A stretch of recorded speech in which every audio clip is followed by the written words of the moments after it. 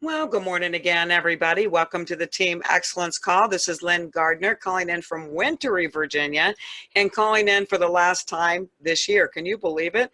Another year has passed, and wow, life is and time is slipping by so fast. It's hard to believe. It's been a great year. An honor to be with you every Thursday, week after week, and now year after year. And I just want to take this time to thank you for the privilege and for tolerating me and my rabbit chasing week after week and year after year. Not everything about this year went according to my plans, and I'm pretty sure that most of you would agree that the year is not ending the way you thought it would either.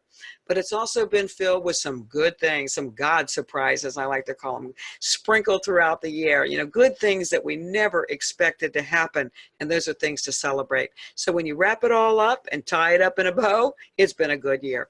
There's no doubt that we all consider the passing year and what it had to offer or not, and lots of people are prone to get sad. In fact, some get depressed because of it.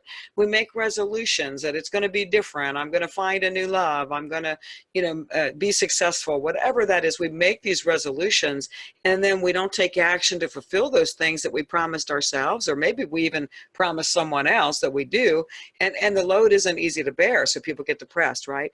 We get disappointed in ourselves, and sometimes we're disappointed in someone else for making promises or resolutions that they never intended to fulfill.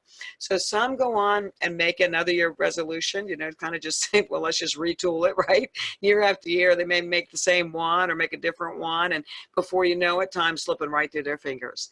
Other people get depressed, sadly, and as they consider where they are and where they aren't in life. And unfortunately, some people throw in the towel.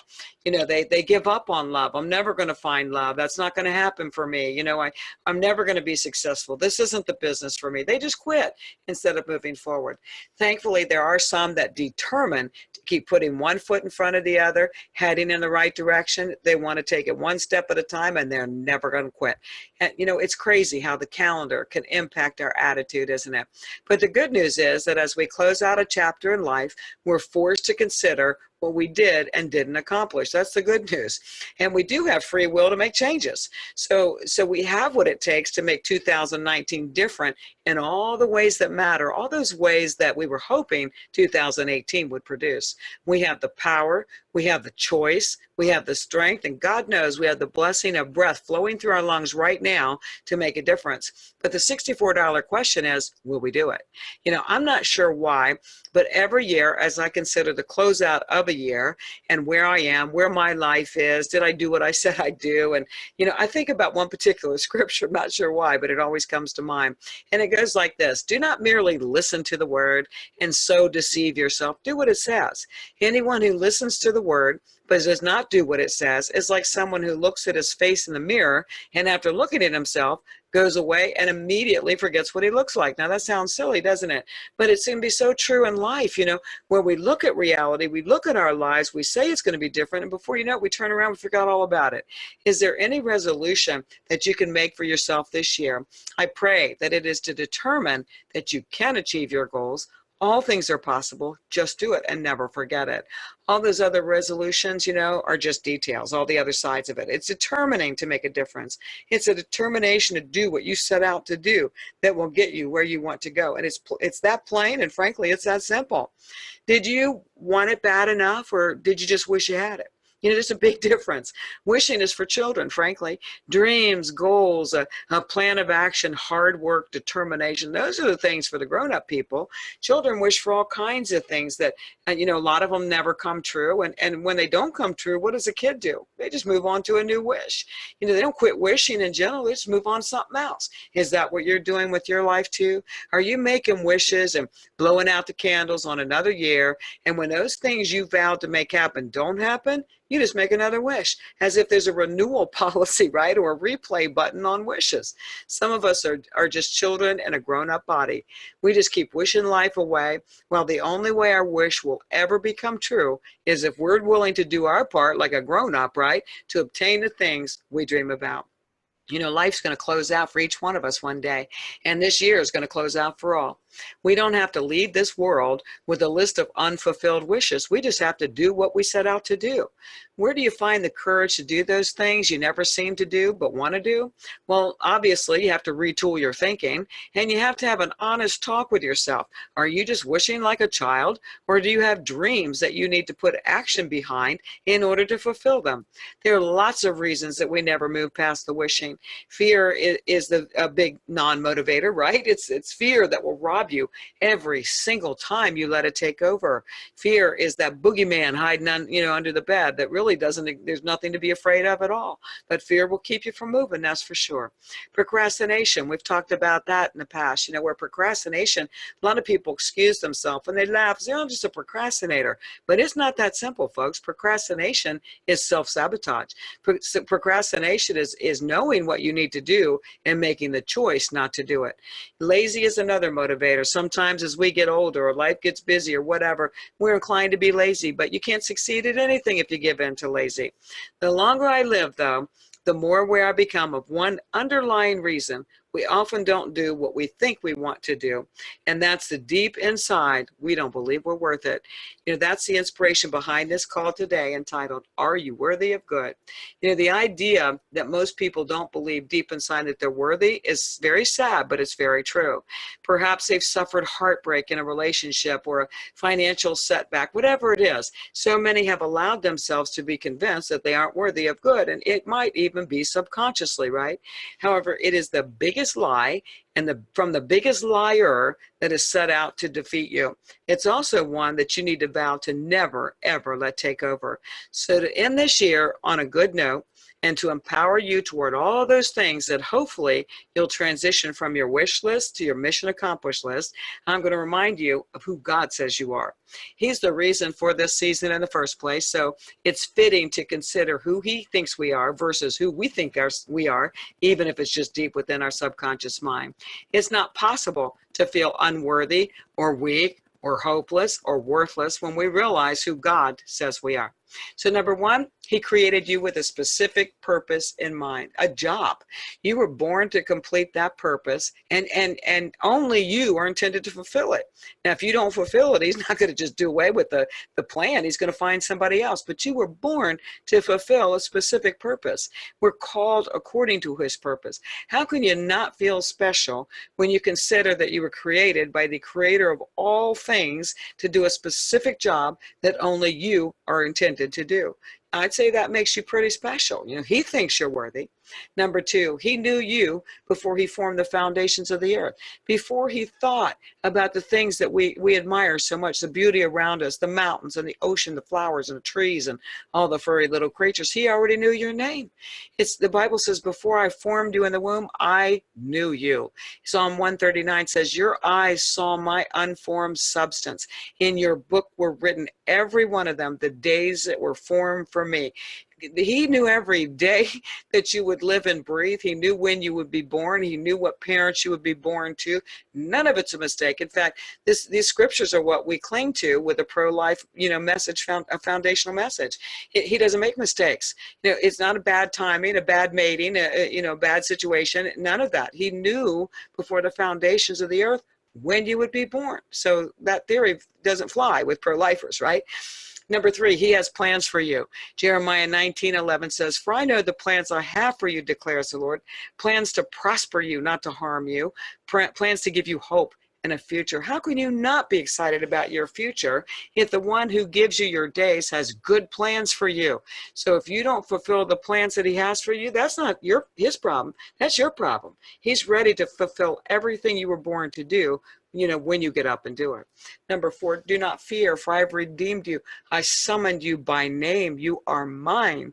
Fear is mentioned 365 times in the Bible. Trust me, he knows that we struggle with fear. Fear not, I am with you. He over and over, 365 times, he knows that we struggle with fear. But we don't need to give fear a second thought when we remind ourselves of who God thinks we are. I'm with you. You're mine. I've summoned you by name. What are you afraid of if the God of everything has your back, right? Number 5, he already knows everything about you. Boy, you know, we can try to hide our dirty little secrets all we want to. You know, sometimes people, you know, they tease me because I'm very transparent about my struggles. I'm sad, I'm telling you, right?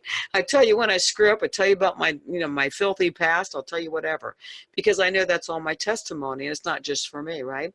But he already knows. You hiding something from somebody, he already knows everything about you. In fact, Luke 12:7 says, the very hairs of your head are all numbered. Don't be afraid, you are worth, you know, more than the sparrows. So he's trying to say, you have no idea what your worth is to me. I know everything about you. I created you. I know every hair on your head. They're all numbered. You know, you may love somebody in your life, but I can guarantee you can't number the hairs on their head. You don't know them well enough, you know, every single piece of them well enough to be able to number those hairs. Number 6, he already knows your suffering and he cares. And the Bible says, you have kept count of my sorrows and put my tears in a jar. Wow, you know, that's love. You know, you might think that you love your husband, or your husband loves you, or you love your wife loves you, whatever. Nobody in your life has ever loved you the way he loves you. I can guarantee you, whoever you think loves you like that, you could ask about your sorrows, and 99% of them, they've forgotten them, and they sure didn't put your tears in a jar and treasure them. So he knows your suffering, and he cares, and he will never let you down. You know, number 7, Paul, you know, the Bible says God's grace is sufficient for us. We can do all things through him. You know, Paul had an affliction. We don't know what that affliction was. Some Bible scholars think it was physical. Some think it was depression. But whatever it was, Paul cried out to God, God, take it from me. Beg God. Please, God, take it from me. But did God take it from him? No, he didn't take it from him. He gave him something even better. He said, my grace is sufficient for you. My power is made perfect in your weakness. So he knows we're going to suffer. He knows we're going to be afflicted. And he's going to listen to our prayers, no doubt about it. But you know, more than anything, he's going to give you exactly what you need to get to where you want to go. So you can speculate on your life all you want to, and you might feel down when you consider this year, you know, closing out where you are and where you aren't, what you have, what you don't. But when you force yourself to remember who God says you are and what he says you can do, there's no excuse for feeling unworthy, incapable, or stuck. But just as anything meaningful in life, it has to go from your head to your heart first. You know, Jesus was the best storyteller ever known, and he'll remain in that position for all eternity. To drive home a message so that anybody from anywhere could understand, you know, some complex message, he used stories or analogies. I could be here with you through 2019 sharing those, you know, analogies, the countless ones that drive home a message. But for today, I'm going to focus on just one. He said, I am the vine, you are the branches. If you remain in me and I in you, you will bear much fruit. Apart from me, you can do nothing. If you do not remain in me, you're like a branch that's thrown away and withers. Such branches are, you know, picked up, thrown into the fire and burned. You know, so the message really is, hey, listen, you abide in me, I'll abide in you, you're going to bear some fruit. You know, the message goes from your head to your heart, the message of faith. It's a natural thing to grow and to bear fruit. But you know what? Life is all about the fruit we bear. Every single area of our life, it's all worthless if we don't bear good fruit. It's true in relationships. It's true with our children. It's true in our faith, and it's definitely true in our business. Without fruit, nothing good comes from anything. So to remain in him or to abide in him means that, you know, he's the taproot, he's the strength, he's the source, and we follow his lead. We do what he says. We mirror his character. And if we do these things, we will bear fruit. And you know what? The same analogy is true for every area of life. As parents, we're that vine. You know, we're the taproot. We're the strong ones, right? Our children are the branches. To raise up a healthy, strong branch that will bear fruit one day, we have to be a good vine with a strong taproot. And if we are, our children will follow our lead. They'll do what we say, and they'll try to mirror our character if we're a strong vine with a meaningful, strong taproot. If you want the next generation to bear good fruit, be sure that the vine is worthy of being followed.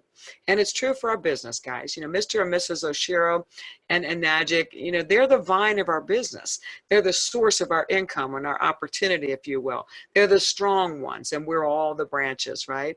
When this business goes from your head to your heart, we remain where we abide, and if not, we'll just wither and fall away. That's what you see with people that fight the system or fight the changes or fight the product, whatever they do. They're not successful because they didn't, do what they needed to do to be successful, and they just die out and wither away. They go someplace else, right? But when the business goes from the head to the heart, we're going to follow their lead. We're going to do what they say we need to do to succeed. We're going to mirror the message and the character of the founders. And you know what? We're going to bear fruit too when we do, because their taproot is strong and it's worthy. So I hope as you close out this year, you'll be more encouraged than ever as you consider who you are. You are worthy, and you were born to bear good fruit. If this year hasn't measured up in all the ways that you hoped it would, you can change life moving forward. Until the day you die, you can always be better and the best version of you, and you can always have those good things. Never forget that you are worthy. Never fear. He's got you by the right hand, and he'll lead you right down the right path if you'll just let him, right? Never forget that there's a great plan in the works for your life. I hope you'll look it up. You'll search for it, but you'll never achieve it if A, you don't think you're worthy, or B, if you live life like a child, wishing and blowing out those candles and never doing a thing. I'm excited about this new year and all that it has to offer, and you can believe that I'll be tapping into that vine all year long. I'm worthy of good because he says so, and so are you. Life has gone from my head to my heart, and I know beyond a shadow of a doubt, all things are possible. I wish you the very, very best Christmas, one that's filled with love and hope and joy. And don't lose sight of the reason we celebrate this season, the birth of the vine, the source of our life, the place where we find our purpose, and the one that will lead us to bearing good fruit if we remain in him. Don't be like the one that looks in that mirror and forgets what he looks like, guys, and never believe the lies that you aren't worthy. Whether you hear them in your head or you hear them in your relationships, never, ever believe it. Make your resolutions with your heart and not your head, and be prepared to work for your dreams and your goals. Don't be like a child just wishing. It's going to take rolling up your sleeves to make it happen too. Now go make it a blessed fruit-bearing day. I pray that you'll ponder this message beyond this call, and I really hope you'll pay it forward. Merry Christmas, my friends. I'll see you guys next year. Bye-bye.